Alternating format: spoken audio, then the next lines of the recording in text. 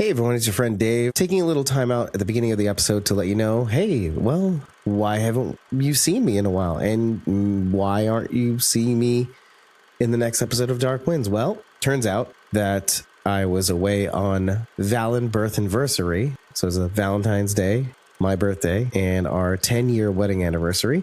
So hi, welcome back. I'm home again and getting back into the grind. As you may have seen on our social media, we posted a ton of clips from last week, and we're just getting back into the swing of things again. I'm not in this episode. I probably won't be in the next episode of Dark Winds discussion. Maybe. Either way, I just wanted to make sure you knew about that before this episode continued, rather than using a wacky intro to get you to subscribe to a membership so you can see the unedited version of this episode, which you should still do. The full recording is roughly 2 hours, which we slimmed down to about 45 minutes. So you can only imagine what these ladies were saying behind my back while I was gone, which is totally, totally sweet. And, well, why don't you enjoy the thing that I enjoyed hearing while I was away? And they're very, very nice, some of which was included in the final cut, which you're about to hear soon. In any case, I hope you enjoy this episode of Dark Winds. We're doing our best to get these episodes out as soon as humanly possible. Obviously, I was away, and that story in itself is a long one, which I will tell the next time I'm in a recording session, which should be the next day. Today is Wednesday, the 25th of February. Tomorrow we'll be recording my live reaction of The Night of the Seven Kingdoms Season 1 finale. Everybody else has watched it, basically, except for our Whispers members who will be joining us, reacting with me as well. And of course, we have our post-watch breakdown of the episode afterwards. You too can show up in the real-time chat, watch along with us, react along with us, and lend your insights to what we just watch it all together. When you follow us for free on either Ko-fi or Patreon, it's the only way to get our studio details. We don't post these details on social media. It's free to follow. It's free to join us in the studio. It's just for the real ones who want to get more involved in what we do. If you have any questions about that, you can always DM us on our social media. It's open. In any case, I hope you enjoy this breakdown of the second episode of Dark Winds' 4th season. I'll let the ladies take over from here, and I hope to see you soon in another breakdown of Squawking Dead. Enjoy.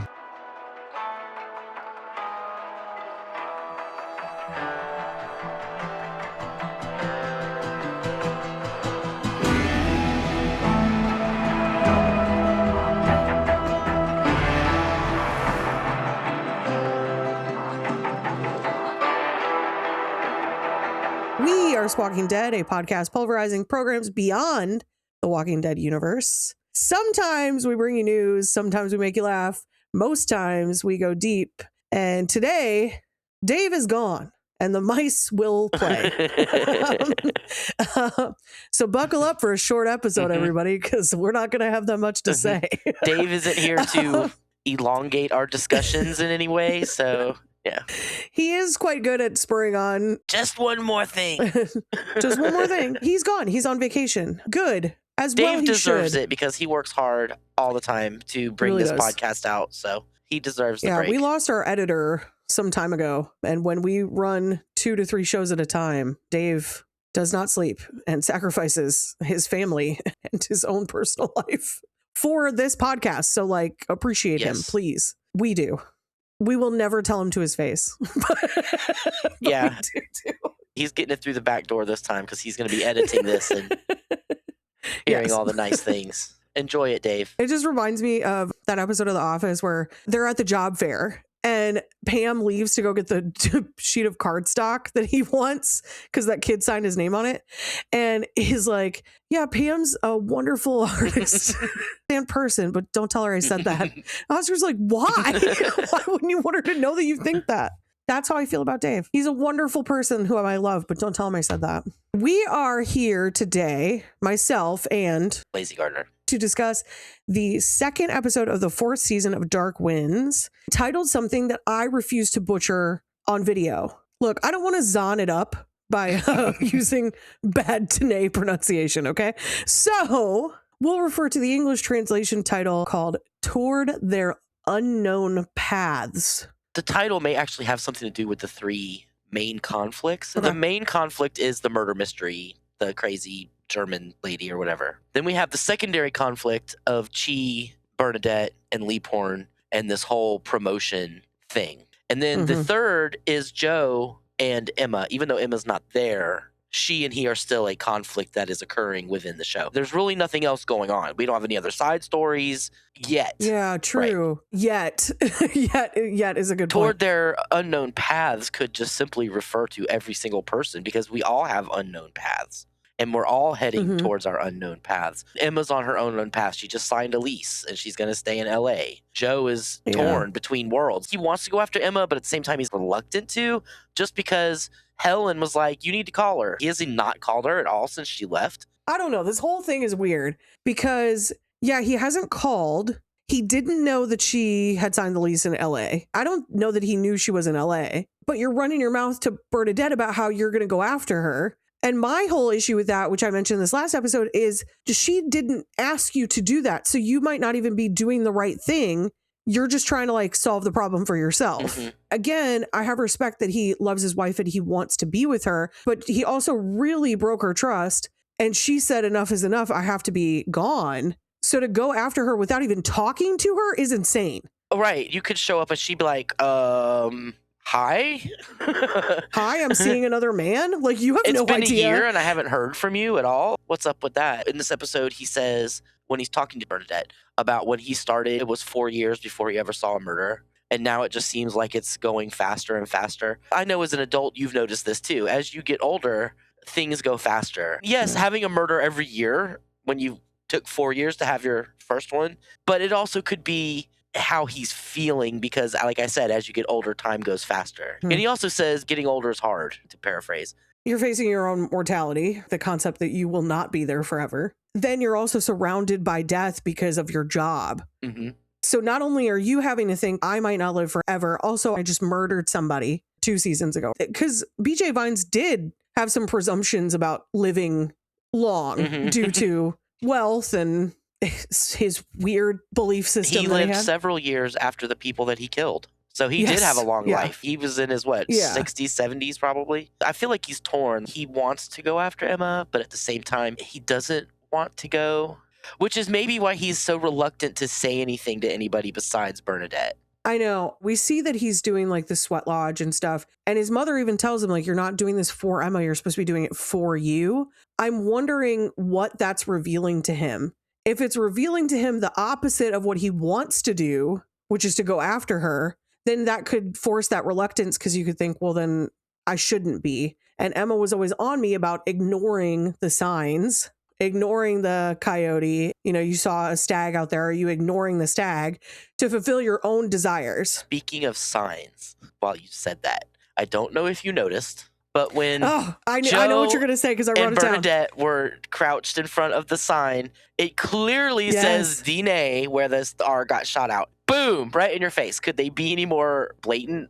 I thought it was cute. The word diner's already there. Yeah. I'm sure somebody on set was like, we should just knock out the R. Then it says DNA. That's so cool. But I feel like it's also couching those two as the really spiritual people of the group while Chi is on the outside because he was not included in that shot. Correct. Well, and I think based on the end of the episode, you can really see why that is. They don't want to go into this death hogan to get this body.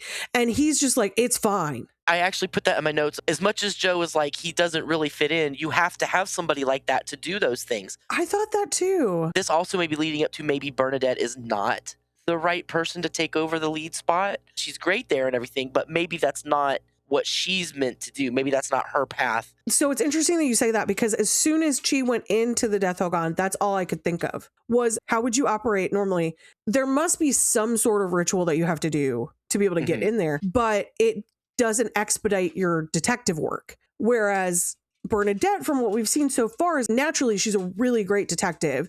She can connect with people. She gets answers. Her resilience is very strong. So you can see her kind of working through stuff and you're like, she's a really good fit. But then when you heard Chi in the first episode, giving commands at the office, telling people what they need to go do, cracking jokes, being respectful, using their language, he also has really good points to him too. And I would argue that they probably should share the position. I can see that because they're two halves of the same coin. They could really make this work. It would be really productive. Did he ask her to move in because he is insecure of her relationship with Joe? Because I'm not sure if it's a jealousy or something, but he is feeling some kind of way about their relationship. Just like when he walks in and they're in the office. I don't want to say jealous because it may not be like a love jealousy. Yeah. He feels something because he was put off by them talking outside together and he wasn't included. He's like, I know something's going on and I just can't put my finger on it. But I'm wondering if that insecurity there is what prompted him to say we need to move in together. Because I don't know that they are ready for that. Number one, if you are going to be working together all the time and then living together, trust me, from experience, I can tell you that wears on you. Yeah. Because you have no apart time. He's worried about them in some way. And he's like, well, I'm going to claim you even more by us moving in together. Maybe I could see that being the justification for offering it. I did think it was weird when he said, we have to get used to being together more often. We should move in together. I was like, those two things don't make any sense. Get used to being together all the time at work and then maybe you could talk about that. In theory, it sounds great. I get to be with the person I love all the time. But I'm going to tell you, in a very short period of time, you're going to be like, stop breathing around me. Go over there. When we were stuck in the house for the snowstorm, I was like, I got to get out of this house. Yeah, definitely. Definitely. It just happens. You're crowding each other. You're going to be in each other's way or whatever. That's a good point. Maybe it was brought up. I'm with you. It's not jealousy in the traditional sense. Yeah, he doesn't think they're lovers or anything like that. Like I don't see that in any way.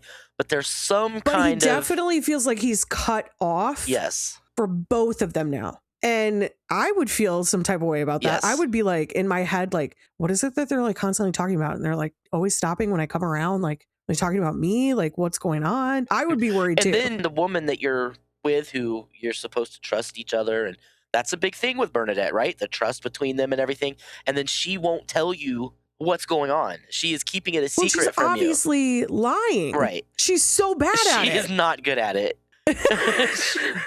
When he says he's acting weird and she's like, I don't know, he seems fine. I was like, wow, that's not convincing. I mean, right, because she could have easily said something like, I think he's just worried about Emma or something like that. She could have easily deflected that, but she panicked. Oh, it's nothing at all. Everything's absolutely fine. No, look at the Wookiee. Look at the Wookiee. Like, look at the Wookiee. I was like, this is so weird. What a weird way to deflect that.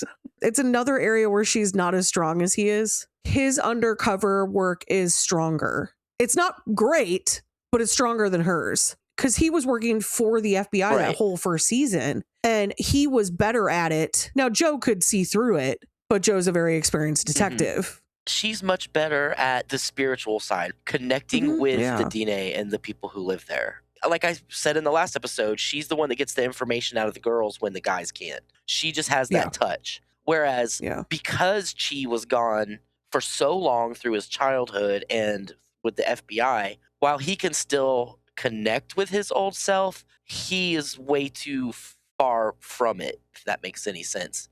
I would argue he's more connected to our world. Correct. The off-reservation world. Once you're gone, you're always going to be an outsider, no matter how much you try and no matter how much you learn and how much you conform, because you weren't there. He's so reluctant to accept the spiritual aspect of it.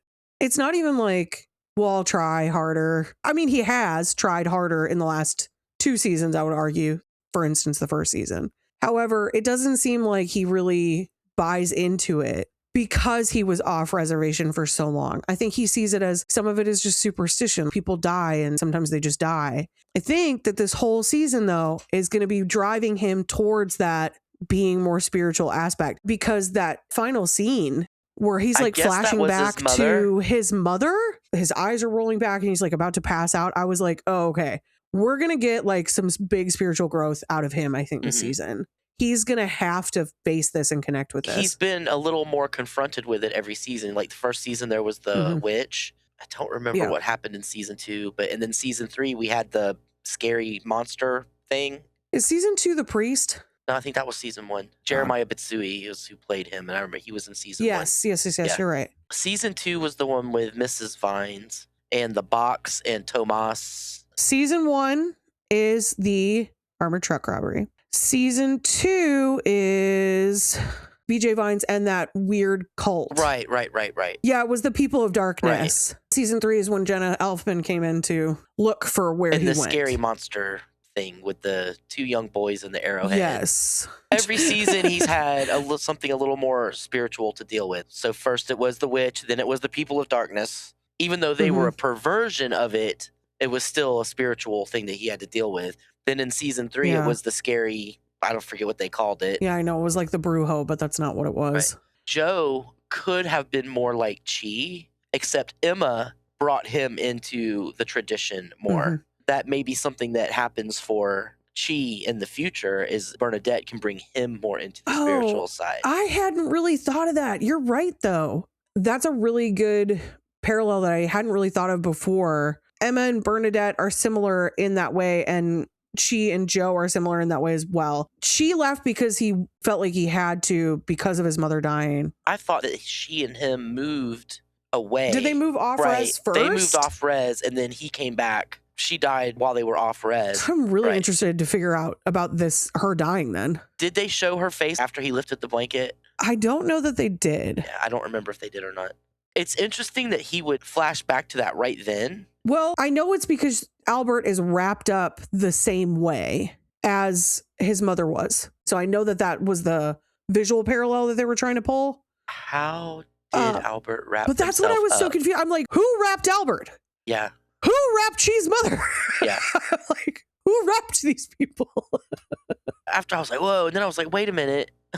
His hands are not out. How did he cover his own? I don't know. What's also weird is that the Death Hogan looks like the Hogan from last season or the season before that old woman lived but I in. think they all look like that kind of. Well, I just thought it was interesting because it looked like identical on the inside. And I was like, huh. When they got there, Joe said, this is the Bikéé's Hogan. He wouldn't let him die in there. Oh, unless they were like, maybe it happened too fast. Because I guess it was his uncle or grandfather or something, because it was the same name. Okay. So maybe like he got in there and died, and then whoever lived there wrapped him up and left. Because like they were telling the story about the ghost, he was afraid of being haunted in the bathroom. Maybe this person was afraid to be in there with the dead person because they didn't want to be haunted by him or something. Yeah. That could be the case. It's interesting that if someone dies in the Hogan, suddenly it is a Death Hogan. But is that the case? This begs the question, is what's going on in LA somehow connected to Chi's mother? Is her death something that's going to be connected to this case?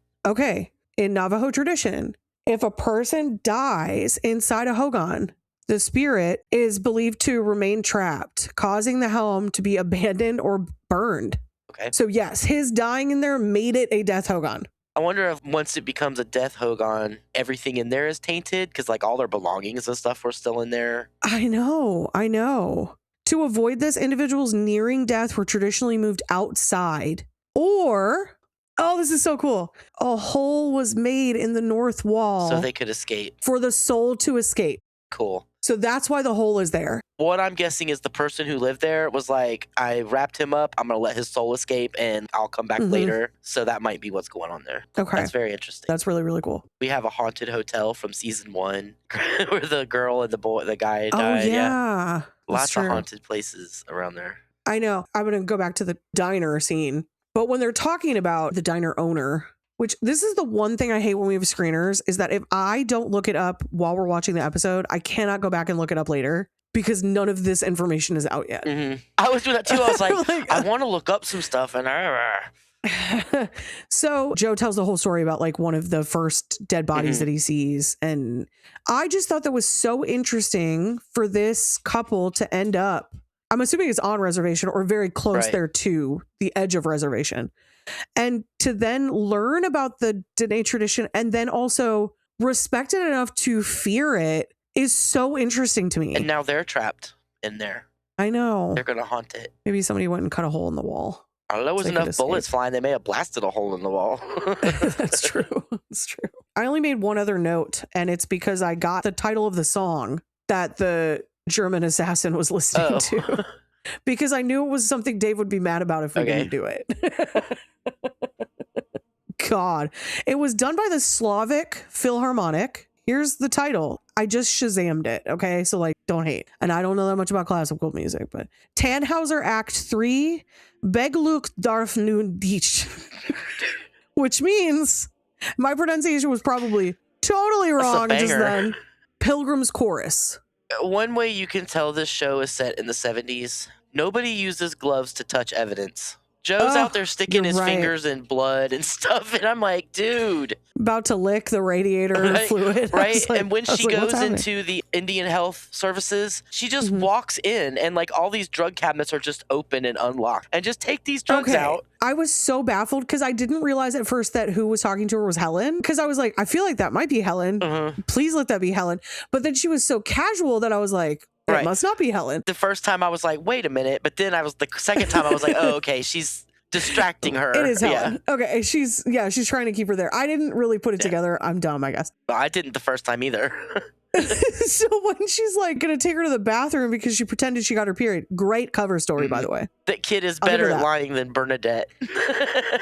Yes, she is. And also, like, I don't know that I would have thought of that. Excellent work, honestly. When she walking her off, all I could think was like, well, I would have assumed she was stealing drugs, but okay. Like, that was all I could think. Having worked in medical settings, drug cabinets are locked all the time, and her just be able to walk in and unlock that with like heavy duty drugs. I'm not talking like an aspirin cabinet. Like there was heavy duty stuff in there. Morphine, and I was like, why and are she you just grabbing walked in and so opened much it. of it? I was like, the fact that she grabbed 2 bottles of everything, I was like, you don't need that much morphine.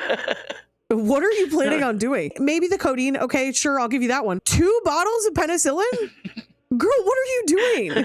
How long of a run is this man going to be on? Like, you were just like, she was grabbing so much stuff. Back to this song. Tannhauser Act 3, Begluk darf nun dich by Wagner. But performed by the Slavic Philharmonic, it translates to Pilgrim's Chorus. The Act 3, Pilgrim's Chorus in Wagner's Tannhauser, is a solemn choral hymn sung by pilgrims returning from Rome, representing redemption and sacred grace. I don't know what that has to do with this lady yet, but maybe it'll be revealed later. It contrasts sharply with the protagonist's earlier scandalous experiences in Veniceburg, marking a pivotal spiritual moment in the opera's climax. So I'm guessing Act 3 is probably the final act of this opera. This is the 70s, 71, right around there, which means it has been 36 years since the end of World War II. It's not unreasonable to assume that this woman somehow escaped from Germany as a child. Sure. And you were saying redemption and whatnot. Maybe redemption for her is not the same as it would be for us in the terms of German things that happened in that war. I don't know why she'd be after the boys, a young guy like that. But we're not in LA yet, so who knows? I know. Okay, so the context for this song is that it appears in Act 3 as the chorus of pilgrims passes, having received papal pardon. It's a lot of P's. Contrasting, I know. So pilgrim passes, papal pardon. Contrasting with Tannhauser's failed redemption. Actually, the chorus is distinct from the often more famous Pilgrim's Chorus, which is introduced in the overture. So it's almost like a reprisal of a different part of the opera. The music underscores the tragic final moments of the opera, particularly when Elizabeth dies and Tannhauser falls, as the chorus represents the spiritual salvation he feels he has lost. There you go. Big spoilers for Wagner's Tannhauser. In case you were interested. 200 years too soon. It symbolizes the triumph of sacred love and faith over the profane, sensual love that dominates the earlier parts of the opera. I had no idea Wagner was so lewd. My. I don't listen to a lot of Wagner on the regular, but listen to a little bit. Yeah, I'm interested. I'm interested in this, but not enough to watch it. So that's what Google's for. So I guess that's it for me. That's all I'll ever know. I like the guy at the motel. $10 for the night, $3 an hour. Oh, you like my little joke? Oh, I'm just joking. What was funnier was Chi being like, I got $10. I got $6. So there's that guy, and then there's the guy at the service station. Who are both like wildly hilarious for different reasons. I really enjoyed both of those pieces, and they're very similar in the way that they're just kind of like weird characters that were introduced. They're just so like the guy in the service station's like, don't muddy up my floors. That's all he cares about. volunteers like no information. They're asking about this person. It's the same for the guy at the motel. But I love that they're like an accent, and he's like, I don't know, just weird. She just talks weird. You're like, what? Okay. So I love that because we still haven't heard her talk. Oh, yes, we did at the very beginning. Did we? Okay, what did she say? Get up and come with me now. That wasn't your milkshake. Because she's like, you can bring whoever's with us. Does. I don't have anybody with me. That's not your milkshake. That's not your milkshake. I loved the details of the burgers still burning on the grill. We talked about the comparison of previous seasons in the flashback scene and how this is like a little bit different. But what I like about this is that we keep going back to the same scene. Mm-hmm. Just a different perspective to see of a different part of it is really cool. Because this time we get the little side note that the waitress opens up that curtain for Billy to hide. Lifts the towel up off of the shotgun. She was not a very good shot, though. No, but bravo for trying. What an absolute tough lady. Yeah, she was. Poor husband didn't even have a chance. He turned the corner, he sees that she's lying there, and then he's immediately shot. Oh, what a horrible turn of events. Mean German lady. You don't have to be the stereotype. Blonde hair pulled tight. He made sure to note that little bit of detail. She talked kind of weird. Like an accent? I don't know. Not just only weird. that, but like, who shows up and on foot in the middle of the night and buys a bunch of coolant? And you don't see like, do you need some help or anything like that? It's just like, okay, lady, here you go. He said she wasn't very nice, so I didn't ask. I was like, that dude does not care. So between him and the motel guy, who's like, well, you have to bring a warrant. I love it. And Bernard's like, I don't think you really want us poking around in here. And he's like, oh, yeah. Okay, never mind. Come with me. I'll show you the room. I'm kind of at a loss as to what could be brewing with this whole LA thing. It's going to be something that none of us would have thought of anyway. Yeah. The only thing I can think is like, does Billy get taken by this woman and then we're to assume that she's been taken to LA? Or are they just trying to solve the murder so they have to go to LA to try to figure out what happened or like why she was after him? This would be a very good instance for Joe to use this as a reason to go to LA. I think we talked about that last week. Like, I definitely think the case is going to follow especially now that there's to LA. 3 dead people. I'm going to assume they're going to question Billy about what was happening. And she doesn't know much either, except that they were looking for one other person who we haven't met yet, which that was making me wonder and also. It's a male. That's all we know. Also it's like, a guy. why does he need her to help him find this person? I don't know. So I'm wondering if it's a mutual relative because Albert and Billy are cousins. So is there another cousin or her boyfriend or Well, what I was thinking is kind of a situation like Bernadette. He's been gone for so long from the reservation since he was a kid that he doesn't have any ties or connections there. That's whereas true. She does. So he needs her to kind of navigate and talk to people. And apparently they were friends That's at a some good point. It's not like he was a stranger to her. No, and she trusted him enough to go with him and cared enough to try to protect him and help him. This second episode to me flew by. Yeah, and like I said, there wasn't a whole lot going on in it. Things happened, but like we were saying, I'm surprised we've gotten 45 minutes out of this, really, because I didn't think there was that much to talk about. Oh, I screenshot the blackboard. Oh, yeah. I tried to read some of that, but I didn't stop it. The blackboard in the Navajo police station, there are 2 columns and then there's some writing in Dene. Left-hand side says officer in charge. And I can't see the left-hand side of it. It's cut off. You can see it starts with something Lee porn, and you could assume that that's Joe. However, I don't know that that's true because I can't tell what the left-hand side says. Then it says Chi. Then it says Bikéé, Begman, Felix, Lee porn, Lee porn. That might be for each day. Lee porn is this day, and then Chi is this day, and then this person is, because I was at 7. Oh! It's Monday, Tuesday, Wednesday, Thursday, Friday, Saturday, Sunday. You got it. Right-hand side says new cases, and it says Crown Point is what it looks like to me, or like Crown Pond, and then it says theft next to it. So there's a theft that they're investigating. And then the one below that says Window Rock, and it looks like it says Stalker. I do kind of want to look this up to see. That's what I'm wondering, but I'm also wondering, is this just an Easter egg and these are storylines from other Hillerman books? Could be. I don't know. Because that would be like a clever way Window to add Rock them in. sounds familiar. I feel like we've heard that place I feel like we before have in the too. series. There's also a part where she's like, we could tell him and it'd be a secret. And Joe's like, there's an old Dene saying, it's not a secret if 3 That was so people funny. know. Yeah.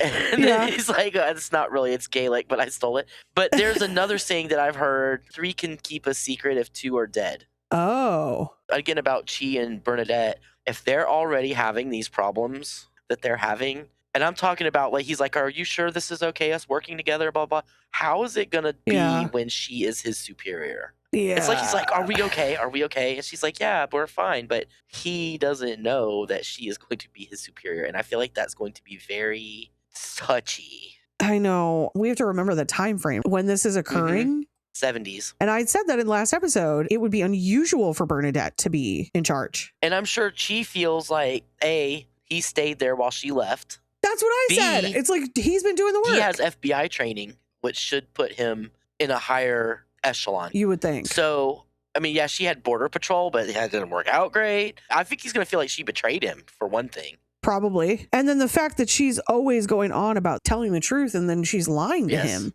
actively. To her credit, she doesn't want to, but I can see where she's torn because she promised Joe she won't. But at the same time, she's being pulled by Chi too. So, I mean, eventually that triangle is going to explode in some way. I think so. The other thing I was asking myself is, how did he know that the antifreeze was from the shooter's car and not the Gorman and Billy's car? Because he's like, the shooter's car. And I was like, wait a minute, how did you know that, bro?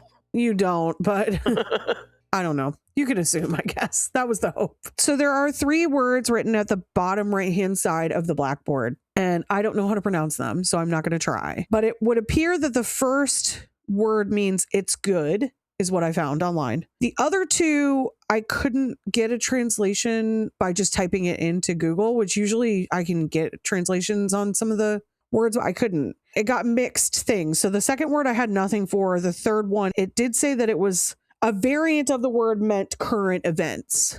Now, I tried a translator app and it said that the second and third word mean quickly, you are saying, which kind of makes sense. You are saying in current events, that would be roughly the same thing. So it's good, quickly, you are saying, or it's good, quickly, current events. I don't know what that has to do with anything, but it may be some kind of weird proverb. I love me a blackboard in the background of a TV show.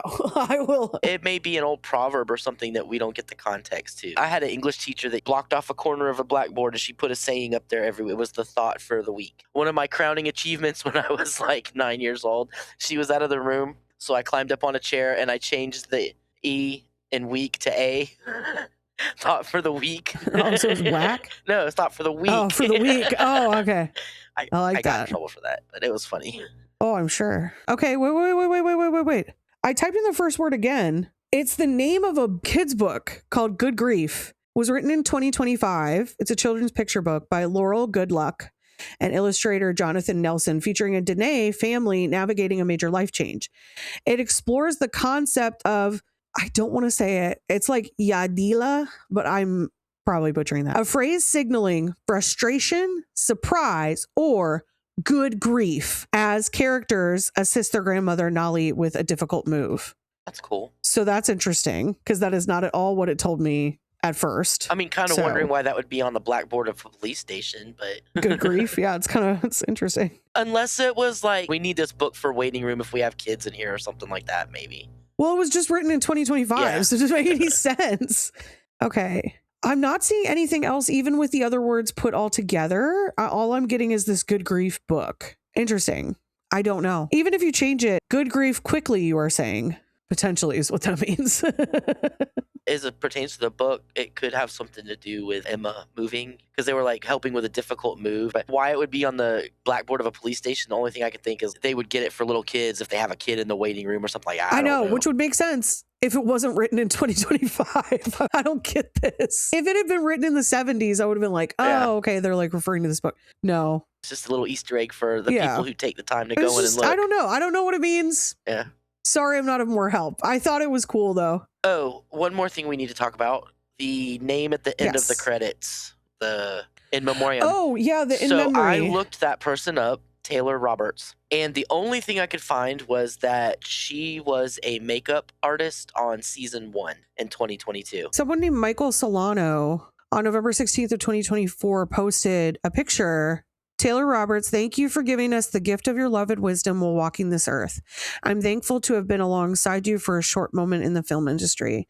You were my first mentor, and I'll always admire the good moments we had and the lessons you taught me. Thank you for giving me a chance. Because of you, my career would not be where it is now. I hope we can continue to be kind to ourselves and to others, as you never know what someone might be going through.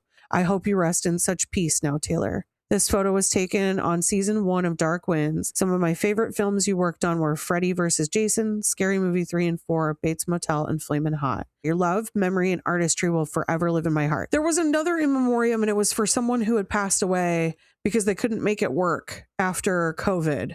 I remember us talking about that, though. Don't touch that dial. We'll be right back after these messages. We just thought we'd remind you to show this episode some love by tapping that like button, if there's one to be tapped, subscribing to our podcast or channel, and if available, enabling all notifications, and sharing the show, or clips of it, with everyone you know. And don't be afraid to reach out. Leave your questions, feedback, ideas, or even concerns in the comments section. There isn't one? Head on over to ratethispodcast.com/SquawkingDead and leave your thoughts there. Rating our podcast is the best way to get our attention because it also boosts our visibility. And we'll probably address it in the next episode too. And if you think there's something to what we're doing here at Squawking Dead, tip us over on Ko-fi. As a token of our appreciation, you'll receive forever access to our Discord, along with 30 days access to our uncut episode and interview recordings, plus our pre-squawk insights. Take your support further. Join a membership tier on either ko-fi.com/squawkingdead or patreon.com/squawkingdead, and you'll unlock access to more channels on our Discord server, receive shoutouts at the end of every episode, and depending on what tier you join, the ability to join us on camera and mic to break down future episodes alongside us. Thank you for hearing us out and making it this far into the episode. We now return you to our regularly scheduled podcast. A lot of pasty white killers going on in Navajo country. We had the weird dude last season. I know. Like they said, there's not a whole lot of tall blonde women around here. They don't stand It's out at true. all. Yeah, it's true. Oh, that was quite a harrowing scene, by the way. When they're at the service station and Joe is out in the parking lot glancing around because he knows she's got to be there somewhere. Yeah. I think that's interesting that they bring that back up later, too, when they go to the death hogan, because they say, well, she might be here. We just can't see her, which is interesting. I'm guessing she could have taken both of them out right then. No problem. But my guess is it would cause a whole lot of problems if 2 Navajo police officers turned up dead. It's raising enough flags that there's just some people dead, but 2 Navajo police officers would really bring attention. What do you think about her facial reaction during that? When she put her head down? Not even that. At the end, when Joe starts to walk away, she almost looks like she's smiling. She's like, good, I didn't have to kill this dude today. Well, it almost was like a weird Mona Lisa kind of well, because I noticed like, she had... What does that mean? She had her finger on the trigger, and then she kind of put her head down, and then she pulled her finger off the trigger. So I think she was like, okay, I don't have to shoot this person right now. I can wait and shoot them later. I almost felt like, was she happy that he was actually kind of like catching on? Oh, she wants a challenge. Yeah. That's kind of, it's kind of how I felt. I don't know if that's what is happening. It might be. It just kind of hard to read her smile, honestly. It was some interesting facial acting because I was like, what is any of that supposed to mean right now? Yeah. Like I said, she wants a challenge. Maybe all the other people she's assassinated has been too easy. To be fair, you're assassinating children, but right? Okay. Like, that might be why. There wasn't enough Linda Hamilton in this episode, in my opinion. There was no Linda Hamilton. I know. It wasn't enough. I hope that's not all they brought her on for. I can't imagine it is. I certainly hope not. Weirder things have happened. Oh, yeah, that's right. I wanted to go back and look at the scene because I'm like, what is she doing with this paint? Covering up the bullet hole in the van. Oh, the cover. She's patching the bullet holes. Okay. Sorry, I had to watch this last night. And so this was when I switched from watching it on the computer to getting into bed and watching it on my phone. The motel, I think, is called the Sunny Rock Lodge or Stony Rock Lodge. And I am curious. I don't know what he's watching on the TV. I forget what it was. But he's watching like a Western. I think it was Bonanza. Are you looking for a room or a reason to ruin my night? That's what he says. He's so funny. He was funny. Humor is something this show has not had a lot of in the past seasons. It's always had like a little touch, but it's kind of doled out even less than this. Like getting 2 weirdo dudes in this episode is like, it's gold. Because normally we would be lucky if we had just gotten one weirdo. So I'm glad we got both. I really am. They were funny. I like it because it's not like in your face. It's just subtle. Everyday people are funny kind of thing. Yeah. Technically, Billy's in police custody, so she should theoretically be safe. Albert's dead now in the death hogan. I'm going to just look at Chee's flashback really quickly. I want to see if we see her face. And is she actually wrapped up, or is the blanket just laying over her? I don't know. I thought she looked wrapped, but obviously I'll tell you. Yep, hole on the north side. That's so interesting now that we know that about the hole, that it stops Joe dead in his tracks because he's about to open the door. And she says that he's like, he backs up and he like goes around. Then he says death hogan in Dene, but probably not well based on what people have said. Poor Zahn. He's trying his best. Now that I know this about the cutting the wall, this all makes more sense now. Because they're like, he wouldn't have let him die like that, bleeding out in there. And she's like, maybe it happened too fast. Right. So it must have just happened, like as soon as he got there. So the guy wrapped him up and then hauled. Okay. I think you're right, actually, Sherrandy. It would appear that she is not wrapped, that the blanket just fell on her. Yes. Okay. You're right. When I look at it, her feet are exposed and the ends of her hair is exposed, but the blanket is like over everything else, but it's not wrapped like I thought it was. So he kneels down next to her and he is crying. And then it flashes back to Albert and now he's about to expose Albert's face. We don't see her face, but he does pull the blanket back. Maybe he has to go to LA too. And it's like going to bring up all kinds of memories about his mom and stuff. Because I think that's where they went. I do not remember. That's the end of the episode. Yep. I got nothing. I think we covered it pretty well. Sorry, Dave. At least the editing won't take you very long. We didn't go off on any tangents, really. Hey, are we good at this when no one else is here? See, this is what happened when Rachel and I did Pluribus too without Dave. We zipped right through it and it was done. Huh. I almost like when Dave's here, it doesn't take 2.5 hours. I don't know if that's something that means something or not. I'm not saying anything particular. I'm just throwing it out there. The problem could also be you, me, and Rachel together. Well, it could also be because Dave brings up things and then we're like, oh, yeah, let's talk about that. And then let's go off on this other thing and talk about something completely different. Now I'm bored and I want to talk about Taco Bell. Here's my thoughts on the new Taco Bell menu. 15 minutes later. Our obligation to talk about Taco Bell has been fulfilled. Yes. For this episode. The Taco Bell portion of this podcast is We're not over. even sponsored by them or anything. Taco Bell, look. Sponsor us. We're talking about the Southwest. It's the perfect time. We love your food. Get your bell on. I'm living Moss, but like to Moss. All right. Well, let's wrap this up. Yeah, what do we even do at the end anymore? Dave does all the talking stuff. This is the thing now, Dave. Insert Dave's thing. That doesn't sound right at all. No, not that.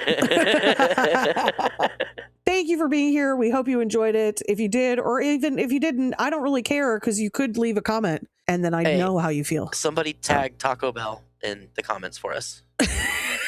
Yeah, tag Taco Bell. Thanks for being here. I'm not Dave. I am Bridget. And you can find me at either youtube.com/@punkybrewster or ko-fi.com/punkybrewster. And that's PUNKYBRUISETER. And I was joined by the ever lovely Blazy Gardner. But if you want to find me on TikTok, I'm Sharon Dippity. And I've been making all kinds of really funny games. Night of Kingdoms memes because I've got inspired and it's funny. So go check me out. Every time I log in, there's like another 10 memes that she sent me. She's producing them in mass. I just scroll through CapCut until I find something funny and I'm like, oh, I can make a meme out of this. And then I make a meme out of it. Oh, I liked the Lionel Baratheon one showing up to the trial of 7 and it's Ace Ventura.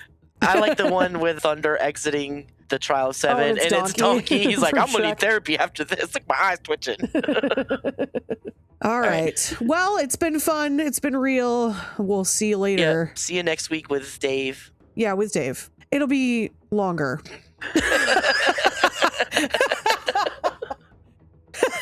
I can't even speak to the quality. It'll just be longer. It'll be longer. More content. Churn that content out. Wasn't that lovely? Thank you again for making it to the end of yet another episode of Squawking Dead. This one, Dark Winds, Season 4, Episode 2. I haven't studied the title in Danae, but it's Towards Their Unknown Paths. And I have a limited time to talk because I'm still kind of getting over this cold that I had before I even went away on mine and my wife's technically Valen birth anniversary. Though I did record my first watch reaction and post-watch breakdown with the gang last night. That was the 26th of February. Today is the 27th of February, Friday. Hopefully I've edited out all the coughs and sniffs and all that other lovely stuff that you get when you are feeling a little run down so that you don't have to suffer it. But if you happen to be a supporter, you'll get all of that except for the times where I muted in time. But I can tell you, I did not make it all the time. And speaking of moving along, you've reached the part of this podcast where we acknowledge our supporters. It's a little perk that they receive among many perks when they join a membership on either Ko-fi or Patreon. Audibly and visually, we do this for our Survivors and Whispers members and just visually for our Walkers members. So, hey, everybody gets a little acknowledgement somewhere. All of the members. Skipping the Survivors and moving on to our Whispers members, we have the two folks who joined us last night for our first watch reaction and post-watch breakdown of A Night of the Seven Kingdoms Season 1 finale. Jason, who you can reach on Instagram via @Neos1. That's @NEOS. The number 1 HEONE, and Rob, who you can reach on TikTok via @RobsStuff_N is a Nancy _Thangs THANGS. Of course, let's not forget Kim Rowley. You can find on Facebook via @Kim.Rowley, the number 1. I'm so happy to be back. I'm so happy to be able to catch up on our little backlog, and hopefully I'll be able to do all of that and be able to release our Dark Winds episodes a little earlier than normal because we do have screeners. However, keep your eyes peeled because we will probably be inviting some folks to join us for our Dark Winds breakdowns, not just in the real-time chat, but also if you happen to join the Whisperers tier, you can join us with your face, head, mouth. It's a little perk you receive. When you join the Whisperers and Survivors tier, you will show up in episodes that you want to show up in and lend your thoughts in real time, other than the real-time chat. In any case, I can feel my throat tickling right now, so I will say, just remember again that no matter how long a time there is between episodes, that we are Squawking Dead.